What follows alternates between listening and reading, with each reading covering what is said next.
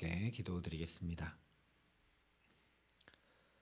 아버지 하나님, 오늘도 주의 밝은 빛으로 우리를 환히 비추어 주셔서 그 어떤 어두움도 없이 주와 함께 동행함에 부족함 없도록 우리에게 은혜를 더해 주시기를 간절히 소원합니다.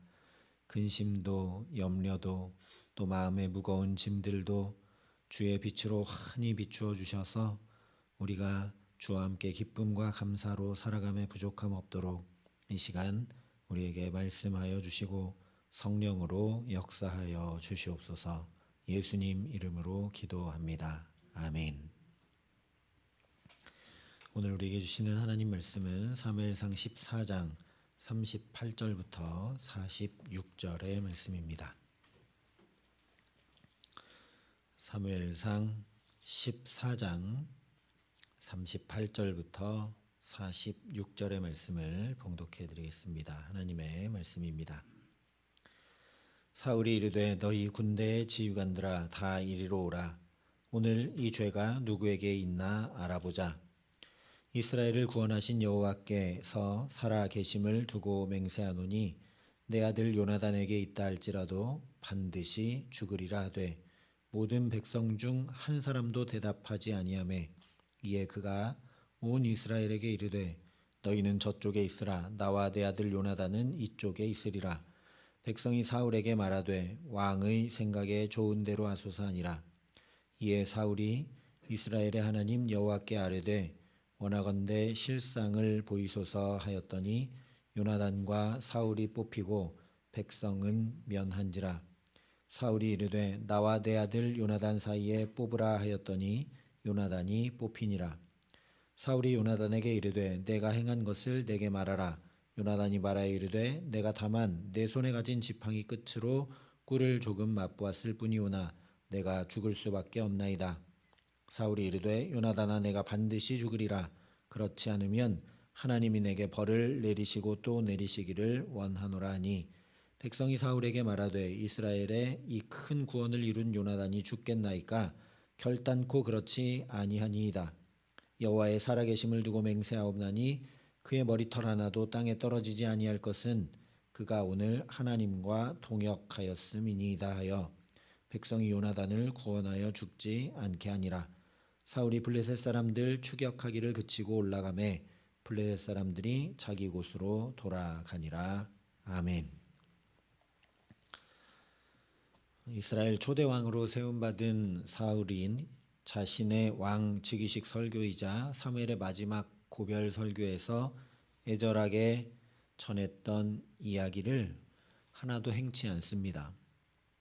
정반대로 펼쳐진 일들과 문제와 위기 앞에 기도하기를 쉬고 하나님 경외하기를 힘쓰지 않으며 하나님을 멀리하고 떠났습니다. 그러자 나타난 첫 번째 현상이 지혜가 어두워지는 것이었습니다.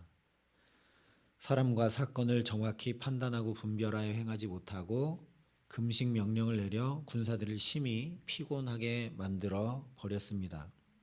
결국 지쳐 전쟁을 수행하지 못할 지경에 이르러 소와 양을 잡아 핏째 먹게 하고 말았습니다. 두 번째는 하나님의 말씀이 들려오지 않는 것이었습니다. 자신의 아들 요나단을 통해 또 스스로 자멸하는 블레셋 군대의 모습을 통해 하나님의 역사하심을 너무나 분명히 알 수밖에 없도록 말씀하고 또 말씀하셔도 사울에게는 전혀 하나님의 말씀으로 들려오지 않았습니다. 오히려 밤에 블레셋 사람들을 추격하려고 이미 다 마음을 먹고 결정해 둔 채 하나님께 나가서 블레셋을 추격하리까 물으니 말씀이 들려올리 만무하죠. 이어서 오늘 말씀은 그렇게 하나님을 떠나게 되자 나타난 세 번째와 네 번째 현상이 무엇인가 우리에게 전해주고 있습니다. 하나님께 나가서 물었는데 응답이 없자 사울도 뭔가 이상하다, 잘못되었다라는 것을 깨닫기는 깨닫습니다. 그래서 38절 이하에 이어지는 말씀을 보면 제비를 뽑아 누가 잘못했는가 찾아내기 시작하죠. 여기도 39절에 이스라엘을 구원하신 여호와께서 살아계심을 두고 맹세하노니 내 아들 요나단에게 있다 할지라도 반드시 죽으리라 말하고, 또 41절에도 이스라엘 하나님 여호와께 아뢰되 원하건대 실상을 보이소서라고 간구하는 것을 보면 사울이 드디어 결의를 다지고 하나님 뜻대로 행하려 결단하는 듯 보입니다. 심지어 내 사랑하는 아들이라 할지라도 상관없다, 하나님 말씀대로 행하겠다, 아주 단호하게 결단하는 것처럼 보이지만 이어지는 말씀들을 보면 또 전혀 그렇지 않다라는 걸 알게 됩니다. 제비를 뽑았더니 백성이 아니라 자기와 요나단이 뽑혔습니다. 그러면 더 제비 뽑지 않아도 내 아들 요나단이 금식하지 않고 뭔가 먹었다라는 걸 알 수밖에 없죠. 왜냐하면 금식 명령을 내린 사람이 자신이고, 또 자기가 먹었든 안 먹었든 사울은 자기가 행한 걸 알고 있기 때문입니다. 그런데도 42절에 나와 내 아들 요나단 사이에 뽑으라 하면서 끝까지 제비를 뽑아 요나단의 잘못을 밝혀냅니다.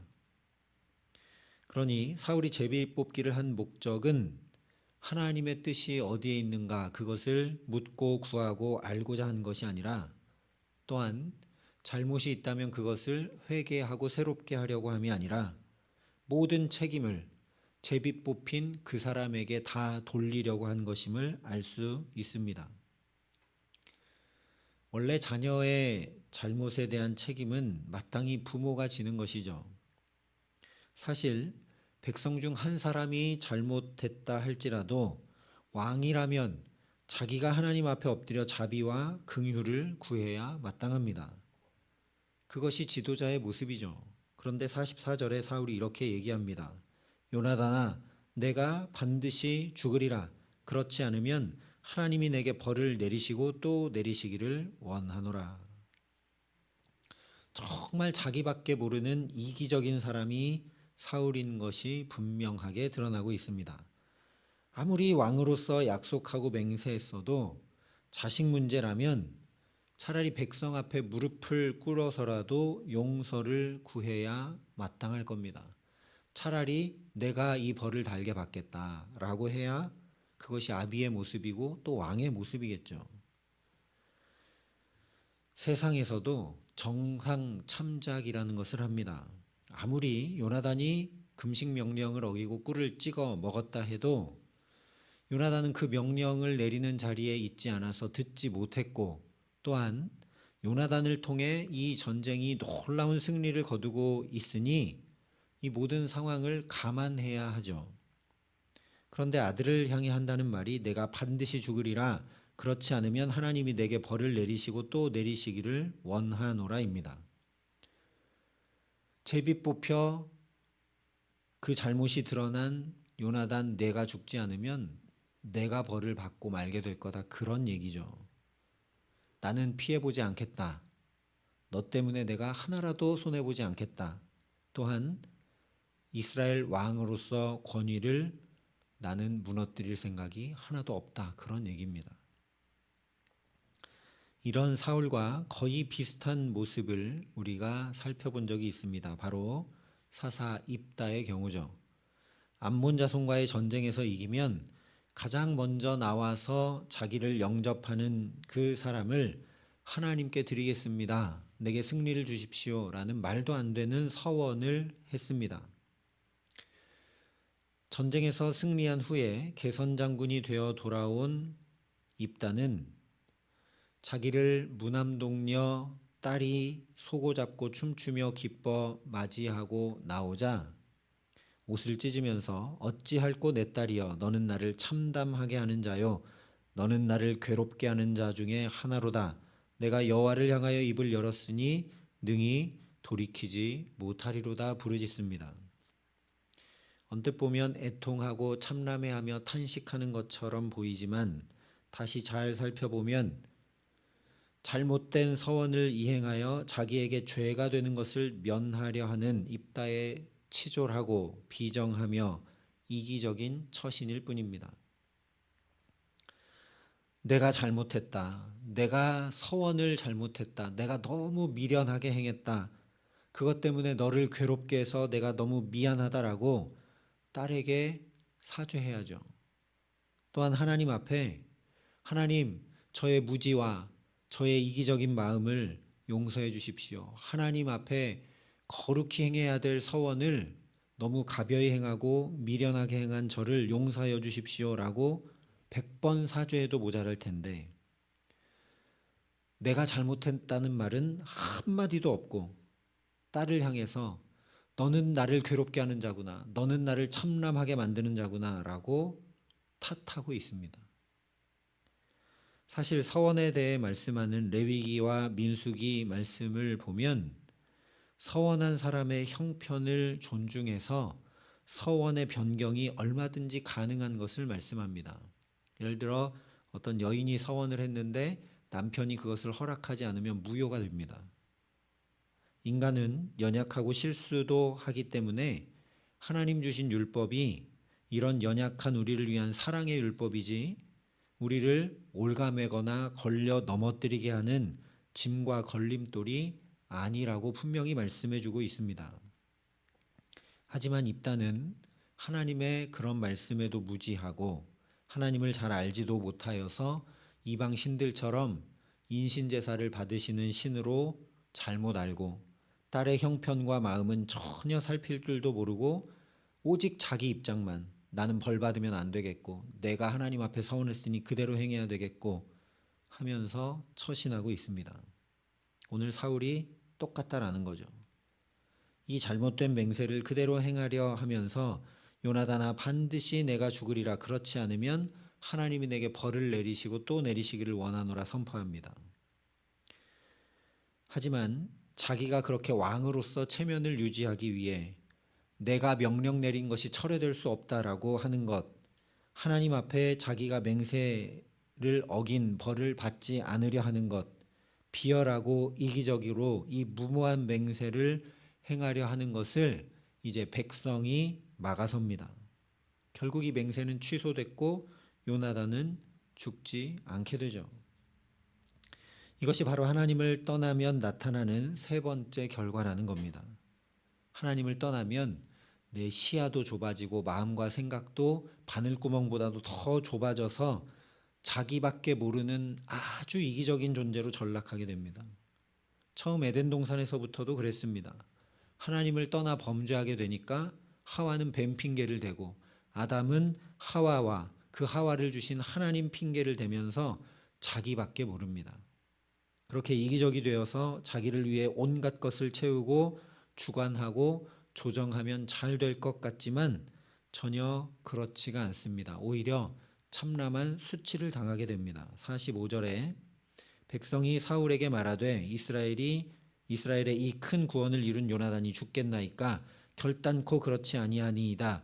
여호와의 살아계심을 두고 맹세하옵나니 그의 머리털 하나도 땅에 떨어지지 아니할 것은 그가 오늘 하나님과 동역하였음이니이다 하여 백성이 요나단을 구원하여 죽지 않게 하니라. 백성이 사울을 향해서 절대 요나단은 죽을 수 없다. 요나단으로 말미암아 이 큰 구원이 임했는데 어떻게 요나단이 죽느냐. 요나단은 하나님과 동역했다라고 이야기합니다. 이 말은 사울 당신은 하나님과 동역할 줄 모르지 않느냐. 그런 당신이 어떻게 요나단을 죽일 수 있느냐. 그런 얘기입니다. 이 상황의 사울이라면 얼마나 낯뜨겁고 무안하겠습니까? 나는 왕으로 내 입에서 선포된 명령이 취소되지 않게 하기 위해서 요나단이라도 아들이라도 반드시 죽겠다라고 얘기까지 했는데 백성이 안 된다는 겁니다. 오히려 당신은 하나님과 상관없이 행했으니 당신의 말대로 할 수 없다라고 이야기한 거죠. 이것은 또한 사울 당신이 말한 그대로 요나단을 죽이지 않으면 하나님께서 내게 벌을 내리고 또 내리심이 마땅하다 했던 당신의 그 말 그대로 그에 대한 벌은 당신이 받아라 그런 얘기와 같습니다. 이처럼 백성들이 사울을 전혀 인정하지 않고 그가 했던 말의 권위도 깡그리 무시하며 그야말로 수치 중에 수치를 당하게 됩니다. 이미 왕으로서 망한 것이죠. 실제 46절 말씀처럼 더 이상 블레셋을 추격하지도 못하고 여기서 전쟁은 끝나게 됩니다. 바로 이 수치가 하나님을 떠나면 얻게 되는 네 번째 결과물입니다. 에덴 동산에서도 하나님을 떠나게 되자 가장 먼저 벌거벗은 수치를 경험하게 됩니다. 그러나 이와 정반대로 요나단은 어떠했느냐? 존귀와 영광을 얻게 됩니다.